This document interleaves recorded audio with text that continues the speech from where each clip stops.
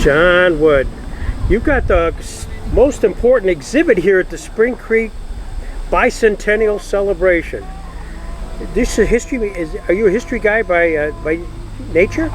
I always enjoyed history, and my relationship with Spring Creek was, I used to be a caretaker at Clough Farm, so I've collected a lot of memorabilia and stuff and done a lot of research on that over the years because it was near and dear to me because I used to be a part of it. Well, let's talk about the Clough Farm. Frankly, you drive by, and for the unknown, like myself, I go down this road and you see this huge complex. It's a curiosity. Tell me about it.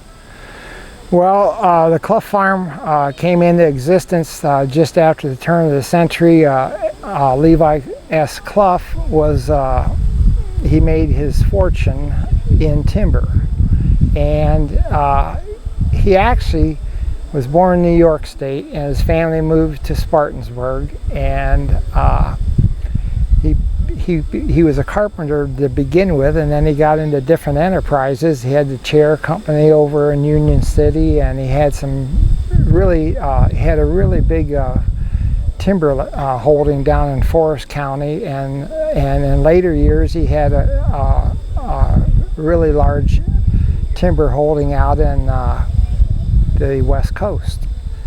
And this wasn't the only place he had. He had a place down in Brevard, North Carolina, and he had a summer or winter home in Florida.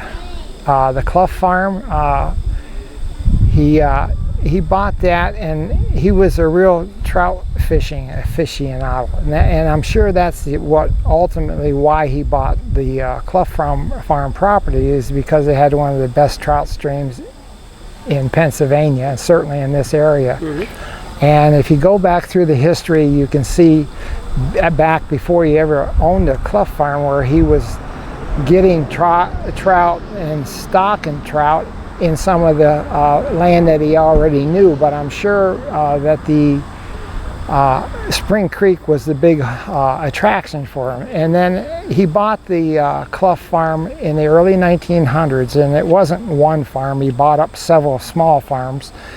The farm where the complex was, the dairy barn and the horse barn and the large house, was a working horse farm when he bought it, and that was a C.W. Nichols farm.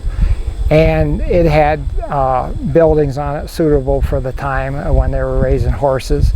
And Clough tried a lot of different farming things before he settled on trying to raise registered Ayrshire cattle. He started out baling hay, for example, and he would press that hay and load it on the railroads and send it to the city, because back at the turn of the century, people don't think about what it ran on, but it ran on hay because they had to feed the horses. Sure. So livery stables, they didn't have a hay field in their backyard in New York City. And it was, I read some articles about the amount of tonnages they actually sent from the Spring Creek Railroad Station, and it's phenomenal when you think of the antique methods they had back in the day to do the hay. But from that, he went out west and bought feeder cattle in 1910, I believe it was, and he fed cattle for a few years.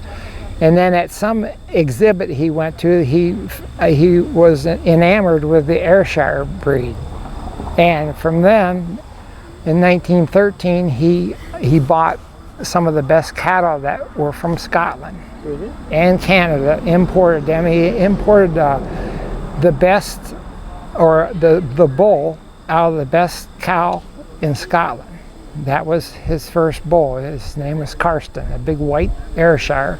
And then I think he bought about 20 head of female stock. And that was in 1913, and then from that up through the 20s, it evolved into a couple hundred head dairy. And they showed them all over the East Coast and into Canada, and they pretty much won first place wherever they went, or most of the first places. And Clough passed in the late 20s and 27, and the dairy operation lasted until 1933, and they sold most of their dairy to a dairy down in Warren. And from there, it was leased out from time to time to different people. And I came into the picture in the early 70s. A fellow from Ohio bought the farm.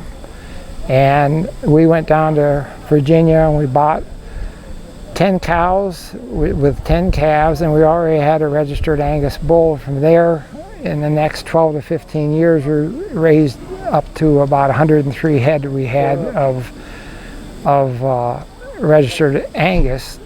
And then the fellow that owned it decided to not continue the operation, and I still baled hay there and had a small herd of cattle there up through the 90s. And my wife and I went up the road here and bought Hemlock Lakes, and it was a campground. Yep. And we made a living there, and we retired 3 years ago. But I started putting together my exhibit and my information about the time people started going nuts on Facebook. And people would make a post and it'd be terribly inaccurate, or it might be accurate, but there was so much misinformation out there. And then a certain person wrote a book and used the Clough Farm as a background, which it was a fiction book, but people took that for gospel, and it wasn't real. Yeah. And so the main reason I did it was to document things. And if you go over there and if I tell you something, I know it. I've researched it, and I know it to be a fact. Yeah. And if it isn't a fact, I'll tell you I'm not sure. Yeah. But there's so much misinformation because everybody's an expert today if they get on Facebook and they'll post something. And since I've done this, there's a lot less of that, and I'm happy for that, because the story is there, but it needs to be an accurate story, as accurate as we can have it. So we have the Clough Farm that you can drive to, and then when you go to Spring Creek, you take a right, you go to Higher Road, you go down a little path, and you cross the Broken Straw, and you come to Robert Jackson's homestead. Now I understand you've got a little bit of a relic from all of that. I do. Back in, I think it was 1977, I was building a little hunting shanty on what's called the Irvin property. The Irvin property was a large field that bordered, at that time it was McChesney's property, which McChesney owned the old Jackson farm. And the Irvin property, the name came from Colander Irvin because he was one of the revolutionary, I don't know if he was an officer or his father was, but they were granted these big tracts along the Broken Straw for their service in the Revolutionary War. But anyway, the Irvin lot is a big field on the Clough Farm. And I was building a hunting camp up there, 12 by 20, and McChesney was tearing down the old barn at that time, the Jackson barn. He said if I needed any of the beams or lumber to take it, so I took quite a bit of the 4x4s and some of the old hand-hewn beams for a foundation, and that camp is still there, and part of that barn's inside of that, nailed together. So, John, part of the connect of the whole Robert Jackson legacy from that barn where he grew up is now yours.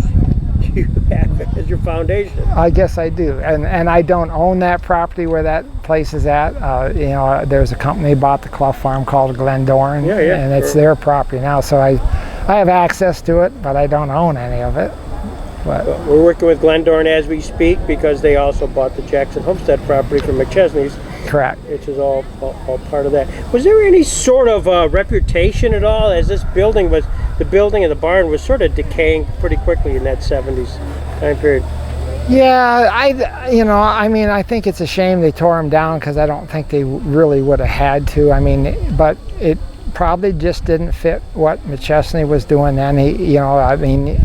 Probably the Achilles heel to that location was the old bridge, the access to it, and it would have taken probably quite a bit of money to redo the bridge to make it usable. But as far as I'm concerned, there wasn't a better location to build a place in Spring Creek Township than the old Jackson location. It's just a gorgeous, great view of the Broken Straw and a great view of Jackson Hill behind it, and it was always one of my favorite places to go and stand and think about what was there, and of course I'm sure there were a lot of Indian campouts on that before the Jacksons ever built a place on there. You actually have talk about camping. You have a recollection of Julia Craig Hill and her mother coming here. I do. They had